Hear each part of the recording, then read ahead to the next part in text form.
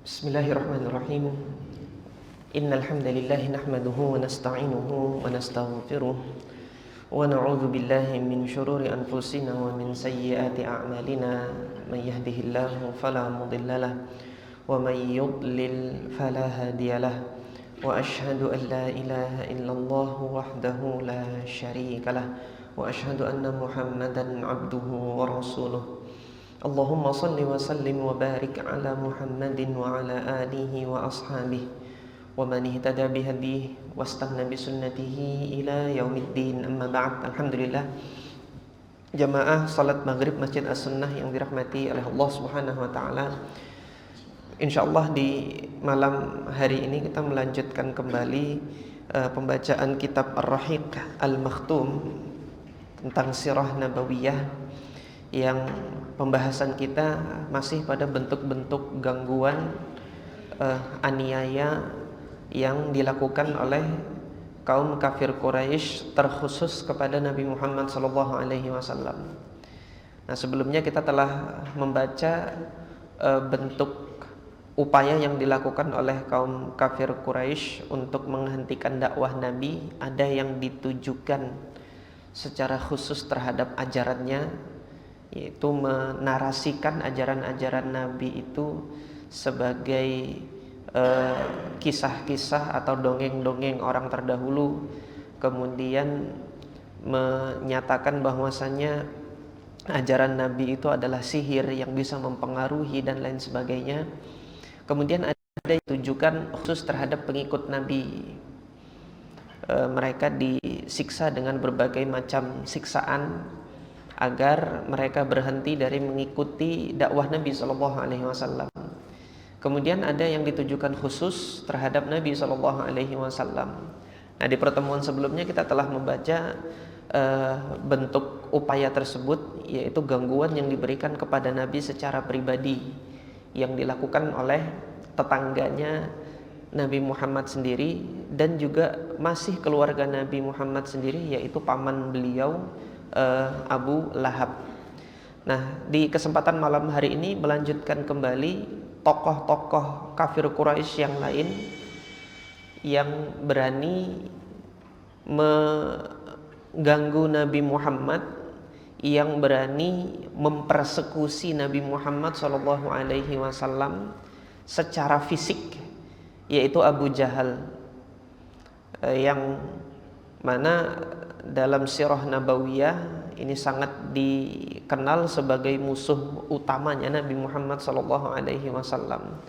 Ada banyak tokoh yang menentang dakwah Nabi, tetapi kaum muslimin awam kalau ditanya siapa yang paling keras menghadang Nabi, kaum muslimin yang paling awam sekalipun nanti akan menjawab Abu Jahal. Ini sangat dikenal sekali permusuhannya itu terhadap Islam. Nah, maka Syekh Shafii Rahman Al-Mubarakfuri memaparkan kepada kita bentuk gangguan persekusi yang dilakukan oleh Abu Jahal khusus terhadap Nabi SAW sebagaimana berikut ini. Wa kana Abu Jahal yaji'u ahyanan ila Rasulillah sallallahu alaihi wasallam yasma'u minhul Qur'ana. Abu Jahal itu terkadang datang kepada Nabi Muhammad untuk menyengaja mendengar Quran dari Nabi SAW langsung. Jadi Nabi Muhammad itu membaca Quran itu malam hari.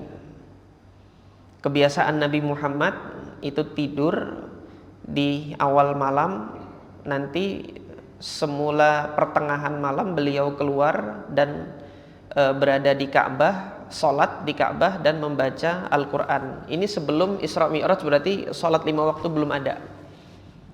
Jadi itu yang dilakukan oleh Nabi Muhammad SAW, tidur di awal malam, baru kemudian setelah pertengahan malam Nabi membaca Al-Quran di malam hari. Nah, nanti ketika Nabi membaca Al-Quran dalam sholatnya itu di Ka'bah, ada banyak tokoh-tokoh nanti yang hatinya Allah bukakan sehingga masuk Islam. Ada tokoh yang hatinya tetap Allah tutup meskipun telah mendengar Al-Quran. Nah, yang Allah tutup hatinya meskipun telah mendengar Al-Quran dari Nabi Muhammad SAW adalah Abu Jahal ini. Nah, jadi setelah mendengar Al-Qur'an, ya tsumma yadhhabu anhu fala yu'minu wala yuti'. Kemudian pergi berlalu dari Nabi, tidak beriman dan tidak pula taat terhadap apa yang didengarnya dari ayat-ayat Al-Qur'an yang dibacakan oleh Nabi sallallahu alaihi wasallam di Ka'bah tersebut. Wala yata'addabu wala yakhsha. Tidak juga menunjukkan adabnya, menjadikan dirinya semakin beradab, tidak. Wala yakhsha, tidak pula takut. Wa yu'dhi Rasulullah sallallahu alaihi wasallam bil qaul, dan menyakiti Nabi Muhammad dengan perkataan. Wa yasuddu an sabilillah, menghalangi orang-orang dari jalan Allah. Thumma yadhhabu mukhtalan bima yaf'al, kemudian dia pergi dengan mutakabbira, dengan kesombongannya terhadap apa yang dia lakukan. Artinya dia bangga dengan perbuatan yang dilakukan, dia bangga dengan kejahatan yang dia lakukan itu. Fakhuran bimartakaba minasyarri, berbangga diri dengan keburukan yang ia lakukan itu. Ka'annama fa'ala syai'an yudhkar, seakan-akan dia melakukan sesuatu yang kelak nanti akan dikenang, diingat orang banyak gitu. Jadi ingin melakukan suatu yang mana nanti sepeninggalnya, setelah dia wafat akan dikenal oleh banyak orang, meninggalkan peninggalan gitu. Di antara peninggalan yang dia tinggalkan ya perkara buruk ini gitu. Wa fihi nazal, di sini kemudian Allah menurunkan kalamnya di dalam surah Al-Qiyamah, fala saddaqa wala shalla. Dia tidak membenarkan, fala saddaqa, tidak membenarkan, yaitu tidak mengimani apa yang Allah turunkan berupa wahyu tersebut. Wala shalla, tidak pula dia menegakkan salat. Walakin kadzdzaba wa tawalla, akan tetapi justru malah dia mendustakan dan berpaling. Tsumma dzahaba ila ahlihi yatamatta, kemudian dia pulang menuju kepada keluarganya yatamatta, dengan penuh kebanggaan, kesombongan. Nah, ini yang Allah gambarkan bagaimana perilakunya siapa? Abu Jahal ini. Wa kana yamna'un nabiyya sallallahu alaihi wasallam. Nah, kalaunya dia sendiri yang mendustakan ajaran Allah, kemudian dia nyombongkan dirinya, itu hanya sebatas sampai pada dirinya saja, mungkin lebih mending, meskipun itu buruk gitu. Itu buruk, suatu keburukan. Kita nggak mengatakan tidak mentolerir keburukan tersebut, nggak boleh. Karena ini adalah bentuk kesombongan terhadap ajaran Allah, seruan Allah Azza wa Jalla. Tapi dia menambah keburukan itu dengan menghalangi orang dari kebenaran itu gitu loh. Wa kana yamna, dia menghalangi, karena yamna, seringkali menghalangi Nabi anis shalah, dari salat. Jadi melarang Nabi untuk salat di Ka'bah. Jadi semenjak turun perintah untuk dakwah terus terang gitu kan, dakwah dengan terang-terangan, Nabi Muhammad itu terang-terangan salat ke Ka'bah. Pengikut Nabi yang lain sembunyi-sembunyi mengamalkan ajaran Islam ini. Karena Nabi Muhammad, sebagaimana sudah kita sampaikan kemarin, sudah di backup atau dilindungi oleh Abu Talib. Sehingga tokoh-tokoh Quraisy selain yang punya kedudukan seperti Abu Jahal, mereka masih segan untuk menyentuh Nabi Muhammad karena perlindungan Abu Talib. Nah, sehingga dalam hal ini Nabi Muhammad SAW keluar melaksanakan sholat itu terang-terangan di Ka'bah.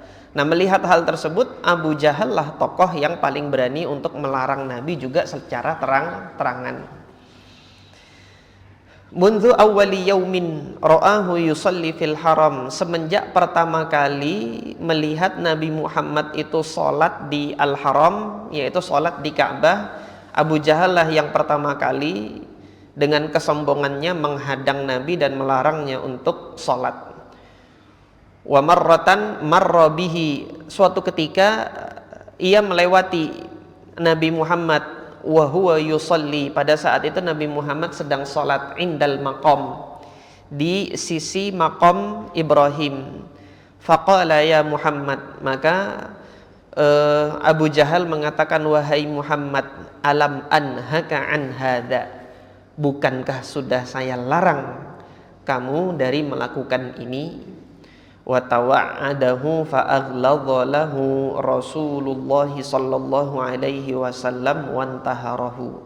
Nah, Nabi Muhammad ketika dilarang dengan ucapan demikian oleh Abu Jahal, bukannya Nabi Muhammad itu diam saja dan menerima, tidak, tapi Nabi Muhammad berbalik untuk melawan Abu Jahal dengan memberikan ancaman bahwasanya kalau Anda masih melakukan demikian, maka nanti Allah Subhanahu wa taala yang akan menindak Anda gitu. Dan Nabi memberikan peringatan, wantaharahu, diberi peringatan oleh Nabi. Maka Abu Jahal semakin marah ketika Nabi Muhammad itu melawan gitu loh. Kata Abu Jahal apa? Ya Muhammad, bi ayyi syai'in tuhaddiduni, dengan apa kamu itu bisa berani menentangku, mengancamku? Kamu bisa berani mengancamku itu modalmu itu apa? Itu bahasa mudahnya seperti itu. Ama wallahi inni la aktsaru hadzal wadi nadiyan, demi Allah aku ini adalah orang yang paling punya banyak pengikut di lembah ini. Nadi itu forum perkumpulan. Tanya kalau jarak bubuhan kita tuh yang paling punya bubuhanku tuh yang paling banyak di sini gitu. Orang Jawa bilang boloku, yang paling banyak itu ya boloku. Atau kalau bahasa Sulawesi apa?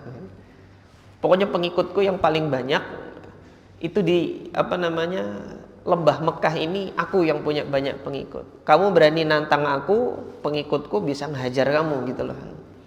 Maka inilah yang kemudian Allah kecam, Allah celah Abu Jahal itu di dalam Al-Quran surah Al-Alaq ayat 17. Faliyad'u nadiyah, panggil bubuhatnya gitu kan.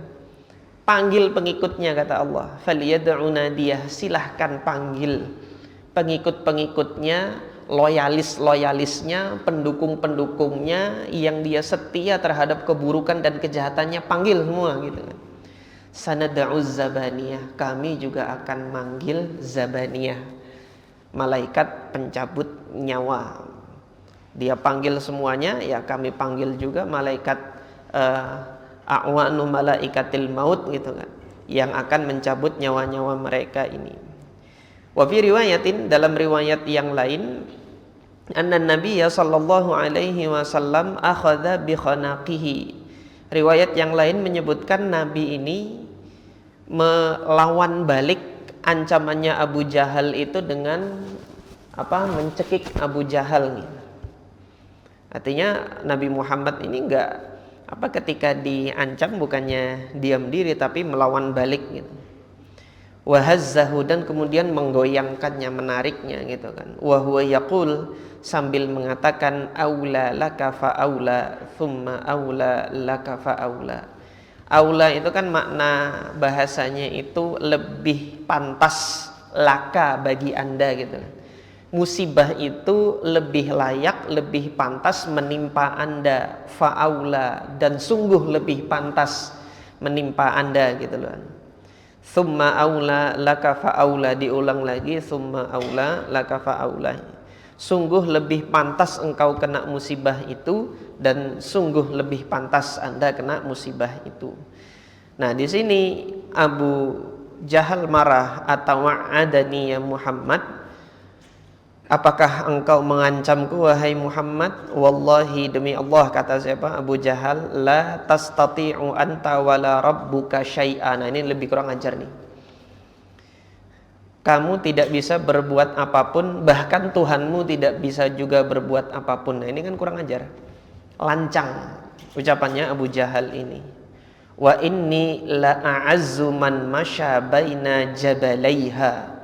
Aku ini adalah orang yang paling mulia, la a'azzu, yang paling dihormati, man masya, di antara mereka yang berjalan, baina jabalaiha, di antara dua bukit Mekah ini. Di antara dua bukit Mekah ini akulah yang paling yang paling dihormati, paling mulia, paling disegani di lembah ini. Nah, ini ucapan yang lancang dari Abu Jahal waliyadzubillah. Nah, sampai di sini Abu Jahal ini belum sadar juga gitu loh dari keburukan dan kejahatannya. Walam yakun Abu Jahal liyufiqa min ghayabatihi. Abu Jahal ini belum sadar dari pingsannya liyufiqa min ghabawatihi ba'da hadzal intihar. Jadi dari kelengahan dirinya itu terhadap keburukannya ini tidak sadar-sadar pula. Balizdada syaqawatan fima ba'du, justru malah lebih bertambah keburukannya, kesialannya itu semakin bertambah. Syaqiyun itu kan menderita, maksudnya syaqiyun itu menderita di akhirat.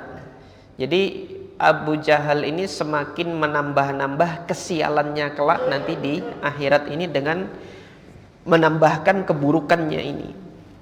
Akhraja Muslim, diriwayatkan oleh al-Imam Muslim an Abi Hurairah, dari Abi Hurairah radhiyallahu an qala, Abu Hurairah mengatakan qala Abu Jahal mengatakan, yu'affiru Muhammadun wajhahu baina adhhurikum. Affara yu'affiru itu mengotori wajah dengan debu. Jadi ini kalimat kiasan, sindiran dan ejekan terhadap amalan sujud. Nah, ketika Nabi itu sujud di atas tanah di samping Ka'bah, itu dihina, diejek oleh Abu Jahal sedang mengotori wajahnya dengan tanah gitu loh. Affara yu'affiru itu mengotori wajah dengan tanah. Ini Muhammad sedang mengotori wajahnya itu dengan debu tanah di hadapan kalian, kata Abu Jahal. Faqila na'am, ya, kata orang-orang kafir Quraisy tersebut.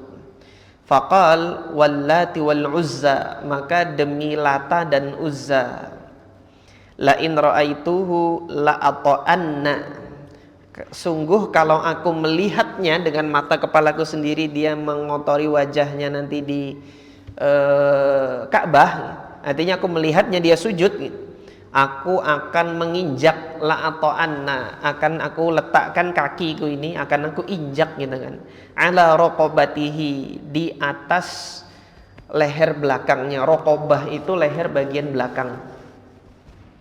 Nah, kalau leher bagian depan itu unuq, leher bagian belakang raqabah. Nah, ini seringkali diungkapkan bagi para budak, kenapa disebut raqabah. Nah, Al-Quran kan menyebutkan fatahriru raqabah, hendaknya dia membebaskan raqabah, untuk membayar kafarat itu membebaskan raqabah, yaitu membebaskan budak. Diungkapkan dengan raqabah karena budak itu dahulu di masa yang lebih jahiliyah lagi itu dia diikat dengan tali dan oleh majikannya itu ditarik sehingga menyakiti bagian belakang lehernya itu ketika ditarik ke depan. Jadi diperlakukan seperti hewan. Ya, antum lihat gimana kalau hewan yang mau disembelih itu diikat, itu kan bagian belakang lehernya itu ditarik, jadi ikatannya itu menyakiti bagian menyentuh bagian belakang lehernya itu. Nah, dari situ kemudian diungkapkan seorang budak itu diberi nama raqabah. Nah, di sini akan aku injak raqabahnya itu, lehernya itu akan aku injak, kata siapa? Kata Abu Jahal waliyadzubillah. Wala u'affiranna wajhah, sungguh aku akan semakin kotori wajahnya itu dengan debu gitu, injak di belakangnya, kemudian kalau orang Jawa bilang diunyek-unyek itu, dengan kaki itu diunyek-unyek itu gimana, goyang-goyang sampai kemudian nggak karu-karuan, kotor semua itu wajahnya, itu akan belepotan dengan tanah. Itu keinginan azamnya siapa? Abu Jahal. Maka ketika dia menunjukkan azamnya, keinginannya itu, fa'ata Rasulullah, sungguh dia hendak melakukan hal tersebut ini. Langsung didatangi Rasulullah yang sedang sujud, wa huwa yusalli, Rasulullah sedang sujud. Za'ama liyata'a raqabatahu, sudah bertekad hendak menginjak lehernya Nabi ketika sujud. Fama faja'ahum illa wa huwa yankusu ala aqibaihi, maka orang-orang kafir Quraisy yang menyaksikan hal tersebut dikagetkan, kok tiba-tiba Abu Jahal itu berjalan mundur menghindar. Yankusu ala aqibaihi, dia mundur seketika dengan tiba-tiba. Wayattaqi biyadaihi, kemudian seolah melindungi dirinya itu dengan dua tangan seperti ini. Jadi seperti melihat sesuatu yang hendak menyerang, dan kemudian Abu Jahal mundur, meletakkan tangannya itu untuk berlindung dari sesuatu yang mana loyalis-loyalisnya Abu Jahal tidak melihat apa yang terjadi. Seakan-akan Abu Jahal ini berhadapan dengan sesuatu yang berbahaya dan beliau berlindung, menggunakan tangannya itu untuk melindungi dirinya. Faqalu ma laka ya Abul Hakam, wahai Abul Hakam, kenapa gitu kan? Kok Anda begini, ada apa ini?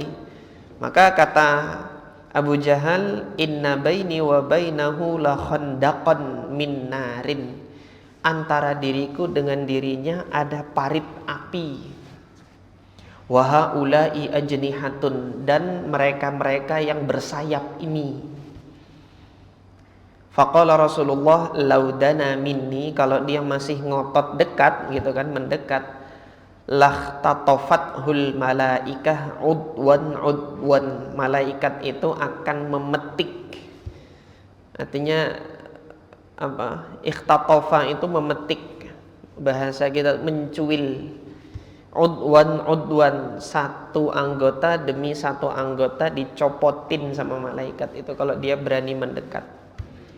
Untungnya nggak jadi mendekat waktu itu Abu Jahalnya. Jadi kayak orang makan biskuit itu copotin tok gitu, dirontokin, dicopotin. Kalau dia berani mendekat, itu kata Rasulullah. Al hadits rawahu Muslim fi sahih, diriwayatkan oleh Imam Muslim di dalam sahihnya. Hadhihi suratun musaghharah, ini gambaran kecil. Lima kana yatalaqahu Rasulullah, yang dihadapi, yang diterima, dialami oleh Rasulullah sallallahu alaihi wasallam, wal muslimun, dan kaum muslimin, min zulmin wa khasafin wa jaurin, dari bentuk-bentuk kezaliman, gangguan, kejahatan, ala aidi tughati al musyrikin, yang dilakukan oleh dedengkot-dedengkotnya musyrikin, orang-orang musyrikin yang melampaui batas di Mekah. Alladzina kanu yaz'umuna annahum ahlullah, yang mereka itu mengira dan sangat pede sekali bahwasanya mereka adalah ahlullah, keluarganya Allah, pengikutnya Allah, loyalisnya Allah, wasukanu harami, dan penduduk haramnya Allah, yaitu penduduk wilayah haram Makkah. Jadi karena sudah menduduki Makkah dalam waktu lama, mereka menyangka ajaran mereka lah yang lebih dicintai oleh Allah Azza wa Jalla, wal iyadu billah. Nah, maka sebagai langkah hikmah dari bentuk-bentuk penyiksaan, gangguan yang dialami oleh Nabi dan kaum muslimin, untuk sementara waktu pengajaran Islam itu kembali dilakukan sembunyi-sembunyi, dan Rasulullah saja yang terang-terangan, karena perintah tersebut itu Allah tujukan bagi Rasulullah, sementara yang lainnya mengamalkan ajaran Islam sembunyi-sembunyi. Jika ada berita turun wahyu, Rasulullah mengajarkan wahyu dan mengajarkan para sahabat nanti untuk menghafalkannya itu di rumah Arqam ibn Abil Arqam. Nah, Syekh Shafiyur Rahman Al-Mubarakfuri di sini menuturkan kana minal hikmah, merupakan satu langkah hikmah, tilqa'a hadhil littihadat, menghadapi berbagai bentuk persekusi ini, bentuk gangguan, aniaya dan lain sebagainya, merupakan satu langkah hikmah an yamna'a Rasulullah sallallahu alaihi wasallam al-muslimina an i'lani islamihim qawlan aw fi'lan. Rasulullah akhirnya melarang kaum muslimin untuk memberitahukan, mengumumkan keislamannya baik secara lisan, secara verbal maupun secara fi'lan, secara tindakan, perbuatan. Jangan ditunjukkan terlebih dahulu kalau Anda itu sudah masuk Islam gitu loh, sembunyi-sembunyi. Wa alla yajtami'a bihim illa sirra, tidaklah berkumpul dengan kaum muslimin ini kecuali sembunyi-sembunyi. Li'annahu idza ijtama'a bihim 'alanan, kalau Rasulullah itu berkumpul bersama dengan mereka terang-terangan, fala syakka annal musyrikina yahuluna bainahu, tidak diragukan lagi orang-orang musyrikin akan berupaya untuk membubarkan gitu. Yahuluna bainahu wa baina ma yuridu min tazkiyatil muslimin. Mereka akan berupaya untuk menghadang, menghalangi upaya pengajaran Rasulullah terhadap kaum muslimin. Wa ta'limihim alkitab wal hikmah. Mereka menghalangi Rasulullah menyampaikan pengajaran Alkitab dan pengajaran hikmah. Nah, yang dimaksud dengan hikmah di sini adalah sunnah. Ini disebutkan, dinyatakan dengan tegas oleh Al-Imam Muhammad ibn Idris Asy-Syafi'i atau Al-Imam Asy-Syafi'i. Yaitu di dalam Al-Quran itu kalau disebut kata hikmah bersandingan dengan Alkitab, yu'allimuhumul kitab wal hikmah, yang dimaksud hikmah itu adalah sunnah, yaitu ajaran pendamping, penjelas bagi wahyu di dalam Alkitab, yang tidak lain adalah dari Rasulullah SAW. Turun dalam Al-Quran perintah sholat, tapi nanti rincian untuk melakukan sholat itu didasarkan pada sunnah Rasulullah yang mengajarkan sholat itu begini. Nah, ini makna dari hikmah. Warubbama yufdi dzalika ila musaddamatil fariqaini. Nah, kalau masih terus berlanjut diumumkan, boleh jadi akan terjadi bentrok antara dua kelompok. Bal waqa'a dzalik, bahkan terjadi yang demikian ini fi'lan, sungguh fakta terjadi fis sanah ar-rabi'ah minan nubuwah, di tahun keempat dari kenabian. Wa dzalika anna ashab Rasulillah sallallahu alaihi wasallam kanu yajtami'una fi syi'ab fayusalluna fiha sirra.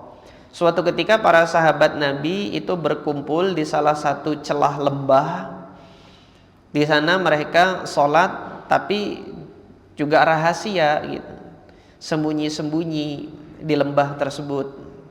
Fara'ahum nafarun min kuffari Quraisyin, maka sebagian dari orang-orang kafir Quraisy melihat pengikut Nabi Muhammad, yaitu para sahabat, melakukan sholat. Fasabbuhum wa qataluhum, langsung dicela dan diserbu. Saya kayak gini ingat sejarah PKI. Kalau di Indonesia terjadinya itu ya ketika PKI itu nyerbu masjid-masjid lagi taklim kayak gini, datang diacak-acak, masuk ke dalam masjid, Quran diinjak-injak, dibubarin gitu. Ya kaum musyrikin kayak begini. Fasabbuhum wa qataluhum fadaraba Sa'ad ibn Abi Waqqas rajulan fasala damuh. Maka Sa'ad ibn Abi Waqqas kemudian langsung bereaksi secara fisik, dipukul. Nah, fadaraba di sini yang nampak adalah daraba bisayf, pukulnya itu dengan senjata tajam, dengan pedang. Fasala damuhu, maka mengalirlah darahnya atau tertumpahlah darahnya.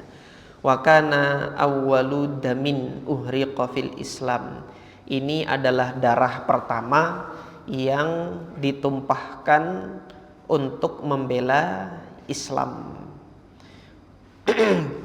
Wa ma'lumun annal musadamah, maka telah diketahui bahwasanya bentrokan antara dua pihak lau ta'addadat wa talat la afdat ila tadmiril muslimina wa ibadatihim. Kalau ini terulang terjadi lagi, justru akan mengakibatkan kehancuran yang nyata nanti bagi kaum muslimin, dan kemudian musnah dan sirnanya kaum muslimin itu sendiri. Fakana minal hikmah al-ikhtifa, maka melihat hal ini di antara langkah hikmahnya adalah bersembunyi untuk menghindari bentrok. Fakana ammatu as-sahabah yukhfuna islamahum wa ibadatahum wa da'watahum wa ijtima'ahum. Para sahabat itu menyembunyikan keislamannya, ibadahnya, dakwahnya, dan perkumpulan mereka itu dilakukan sembunyi-sembunyi. Amma Rasulullah, adapun Rasulullah, fakana yajharu bid da'wah wal ibadah baina zahranai al musyrikin. Untuk Rasulullah masih berterus terang, karena memang perintah Allah dakwahkan dengan terang-terangan. La yasrifuhu an dzalika syai', Rasulullah tidak memalingkan dari dakwah terang-terangan ini di hadapan kaum musyrikin barang sedikit pun.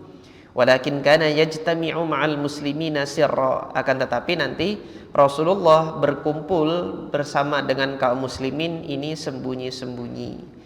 Nadhran lisalihihim wa nadhran lisalihihim wa salihil Islam, untuk memperhatikan kemaslahatan mereka secara pribadi dan kemaslahatan agama Islam juga.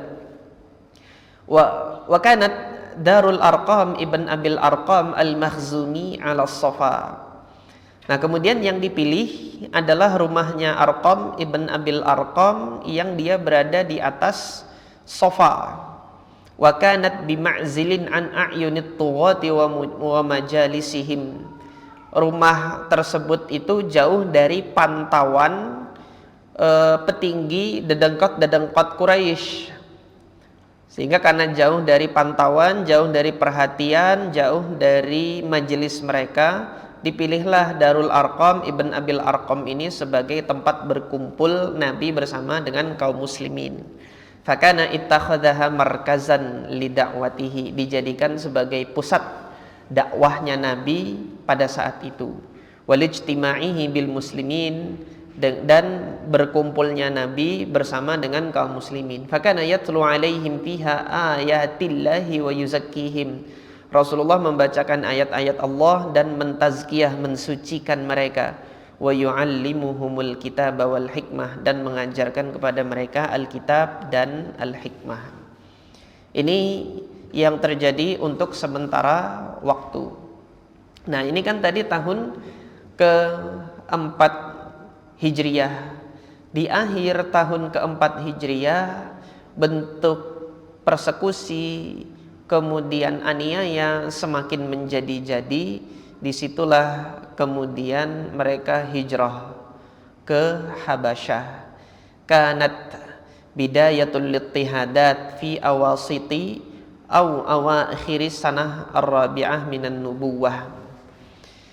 Awal dari bentuk persekusi dan penganiayaan terhadap Nabi dan para pengikutnya ini diperkirakan dimulai sejak pertengahan tahun ke-4 kenabian atau akhir-akhir tahun ke-4 kenabian.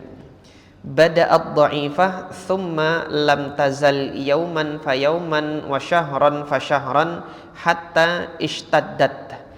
Semulanya itu lemah dalam skala kecil gangguan-gangguan persekusi tersebut. Semakin hari bertambah kuat, bertambah parah. Hatta ishtaddat wa tafaqamat, semakin menjadi-jadi, semakin beringas mereka itu mengganggu kaum muslimin. Dan puncaknya itu di pertengahan fi awasiti as-sanah al-khamisah, semakin kuat, semakin dahsyat di pertengahan tahun kelima kenabian. Hatta naba bihim al-maqam fi Makkah, sehingga menjadikan al-maqam, yaitu bermukim di Mekah ini kok tidak layak lagi gitu loh. Jadi kesannya itu mereka asing di negeri sendiri. Wa au za'athum an yufakiru fi hilatin tunjihim min hadzal adzabil alim. Memaksa kondisi yang demikian ini akhirnya memaksa kaum muslimin untuk memikirkan bagaimana untuk bisa lepas dari bentuk tekanan yang semakin hari semakin kuat ini terhadap mereka. Wa fi hadhihi dzuruf, dalam kondisi yang demikian, nazalat suratuz Zumar, turunlah surah Az-Zumar, tusyiru ila al-hijrah, memberikan isyarat untuk hijrah. Wa tu'linu bi anna ardallahi laysat bidayyiqah. Ayat ini memberitahukan kepada kita bahwasanya bumi Allah itu tidaklah sempit. Allah berkalam, lilladzina ahsanu fi hadhihi dunya hasanah, bagi mereka-mereka yang melakukan perbuatan ihsan dengan berbagai amalan-amalan hasanah di dunia ini, yaitu kaum muslimin. Wa ardullahi wasi'ah, dan tanah Allah itu luas. Innama yuwaffas sabiruna ajrahum bighairi hisab, dan sungguh Allah hanyalah memberikan balasan pahalanya ini nanti kepada orang-orang yang bersabar tanpa hisab. Surah Az-Zumar ayat yang ke-10. Jadi jemaah sekalian yang dirahmati oleh Allah Subhanahu wa taala, cara Al-Qur'an itu memberi solusi kepada kita, kepada kaum muslimin, itu tidak terus terang, tapi dengan isyarat-isyarat. Kita menghadapi problem, solusinya sudah ada dalam Al-Quran, tapi solusi dari Al-Quran ini karena Allah ini menurunkan Al-Quran ini sebagai kitab hidayah, kitab hudan, kitab petunjuk, kemudian mu'jiz, ada sisi mu'jizatnya, dan kemudian hukum Allah ada di situ juga, petunjuk, kemudian i'jaz, dan kemudian ada hukum Allah di situ. Allah Subhanahu wa taala tidak menjadikan solusi-solusi ini pada umumnya secara gamblang terus terang, tetapi dengan isyarat. Di antara hikmahnya agar kaum muslimin ini menggunakan anugerah akal. Jadi kalau ada problem langsung dikasih solusi, ya nggak berpikir, gitu kan. Tapi ketika ada problem, Allah jadikan solusinya apa? Allah kasih isyarat. Ketika berpikir menggunakan akal, oh ini yang dimaksudkan oleh Allah, maka kemudian solusinya ini. Nah, disinilah jika kita mempelajari sababun nuzul, gitu kan, asbabun nuzul itu ada yang khusus, ada yang umum. Sebab turunnya surah itu ada yang khusus, dia secara spesifik turun karena terjadinya peristiwa tertentu. Ada yang dia akumulasi.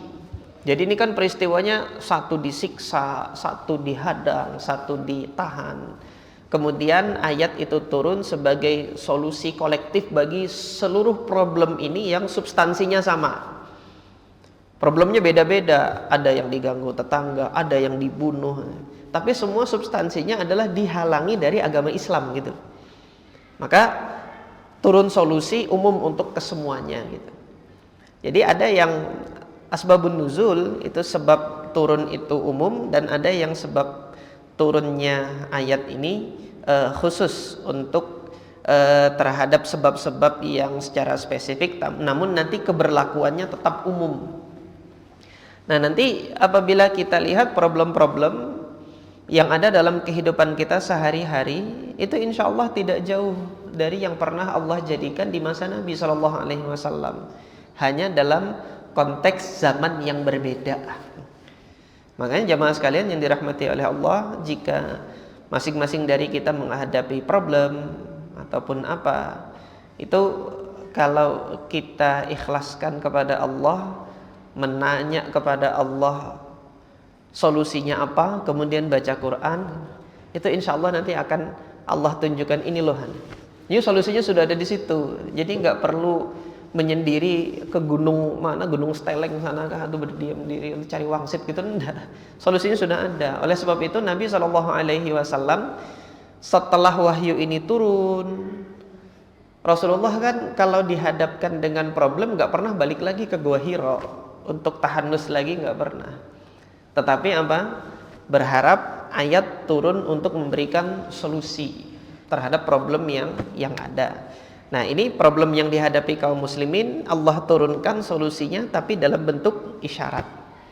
Wa kana Rasulullah sallallahu alaihi wasallam qad alima anna ashamah an-Najashi malikul Habasyah malikun adilun. Rasulullah Shallallahu Alaihi Wasallam mengetahui bahwasanya Ashamah itu adalah raja yang adil, pemimpin kaum Habasyah, raja yang adil. La yuzlamu indahu ahadun. Tidak ada orang yang dizolimi di bawah wilayah kekuasaannya. Fa'amara al-muslimina an yuhajiru ila al-Habasyah firaran bidinihim minal fitan. Maka diperintahkanlah kaum muslimin untuk hijrah ke negeri Habasyah untuk menyelamatkan agama mereka itu dari fitnah. Fitnah yang dimaksud di sini adalah paksaan untuk keluar dari agama Islam. Bukan fitnah sebagaimana yang dipahami oleh sebagian masyarakat awam kita. Fitnah itu diartikan sebagai tuduhan tanpa bukti. Sehingga ketika menerjemahkan Al-Quran, wal fitnatu asyaddu minal qatl gitu. Fitnah itu lebih kejam daripada pembunuhan, dianggapnya tuduhan tanpa bukti lebih kejam daripada pembunuhan, padahal ayat memaksudkan fitnah itu fitnatun fiddin, pemaksaan untuk keluar dari agama Islam, itu fitnatun fiddin. Jadi untuk menyelamatkan upaya pemaksaan murtad untuk keluar dari agama, pergi keluar dari negeri tersebut, selamatkan akidah, selamatkan agama yang telah dipegang teguh ini. Wa fi Rajab, maka di bulan Rajab sanata khamsin minan nubuwah, tahun kelima Hijriyah. Sudah sebentar lagi Isya ini. Di bulan Rajab tahun kelima Hijriyah, hajara awwalu faujin minas sahabah ila al-Habasyah. Rombongan pertama dari sahabat itu pergi ke Habasyah, karena nanti ada gelombang kedua. Jadi gelombang pertama itu sudah berangkat, di tahun kelima nanti ada pula gelombang kedua yang berangkat. Kana makunan minitnai asyara rajulan wa arba'in, terdiri dari 12 orang dan 4 orang wanita, 14 orang laki-laki dan 4 orang wanita. Raisuhum Utsman ibnu Affan, pemimpin mereka adalah Utsman bin Affan. Wa ma'ahu as-sayyidah Ruqayyah bintu Rasulillah, bersama dengan mereka ada istri Utsman bin Affan yaitu Ruqayyah bintu Rasulillah sallallahu alaihi wasallam. Waqad qala an-nabiy sallallahu alaihi wasallam fihima, Rasulullah mengatakan terhadap keduanya, innahuma awwalu baitin hajara fi sabilillah, keduanya adalah keluarga yang pertama hijrah di jalan Allah, ba'da Ibrahim wa Lut alaihi wassalam, setelah Ibrahim dan Lut alaihi wassalam. Ini yang dikatakan Nabi terhadap keluarga ini. Sampai sini jamaah sekalian yang dirahmati oleh Allah Subhanahu wa taala, faidah sedikit ya. Jadi kalau kita mau mengambil pelajaran dari hijrah ke Habasyah, nanti insya Allah akan kita lanjutkan pembahasannya di pertemuan yang akan datang. Jadi Sirah Nabawiyah ini menunjukkan kepada kita model bernegara. Ada tiga model bernegara di masa Nabi Shallallahu Alaihi Wasallam. Yang pertama, ketika kaum muslimin minoritas hidup di bawah dominasi kekufuran. Nah, ada dua keadaan kalau dominasi kekufuran ini tidak memberikan kebebasan beragama. Dia memaksa, maka yang harus dilakukan kaum muslimin sembunyi-sembunyi seperti ini. Kemudian model bernegara yang kedua di bawah kekuasaan orang kafir tetapi memberikan kebebasan beragama, yaitu Habasyah gitu loh. Izin Nabi, perintah Nabi untuk hijrah ke Habasyah ini ada isyarat bahwasanya ketika kaum muslimin berada di wilayah kekuasaan suatu negara yang negaranya itu bukan negara Islam gitu. Selagi dia memberikan kebebasan untuk beragama, maka yang demikian ini adalah model bernegara yang juga dibenarkan dalam syariat. Kemudian model bernegara yang kedua, ini pada saat Nabi Muhammad SAW hijrah ke Madinah, di mana negara dibangun atas kesepakatan perjanjian. Maka aturan yang disepakati ini disebut dengan Piagam Madinah. Model bernegara yang demikian konsepnya oleh Syekhul Islam Ibn Taimiyah itu disebut dengan Ad-Daulah Al-Murakkabah, negara yang terdiri dari berbagai elemen. Artinya tidak kaum muslimin saja di situ, tetapi aturan yang mengikat antar satu sama lain itu mengayomi kepentingan bersama, di mana kaum muslimin ada kesempatan untuk untuk menjalankan agamanya. Model bernegara yang kedua inilah yang kemudian menjadi model bernegara di negara kita saat ini gitu. Daulah Murakkabah nama. Jadi negara kita ini dibangun atas dasar kesepakatan perjanjian gitu. Nah, model bernegara yang ketiga baru Daulah Islamiyah, yaitu negara Islam ini setelah Fathu Mekkah, ketika penduduknya itu tidak ada lagi selain kaum muslimin, maka berlakulah Daulah Islamiyah. Insya Allah nanti di pertemuan yang selanjutnya akan kita bahas lebih lanjut lagi mengenai yang demikian.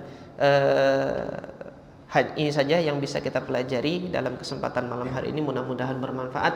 Aqulu qouli hadza wa astaghfirullah li wa lakum. Subhanakallahumma rabbana wa bihamdika asyhadu an la ilaha illa anta astaghfiruka wa atubu ilaik. Assalamualaikum warahmatullahi wabarakatuh.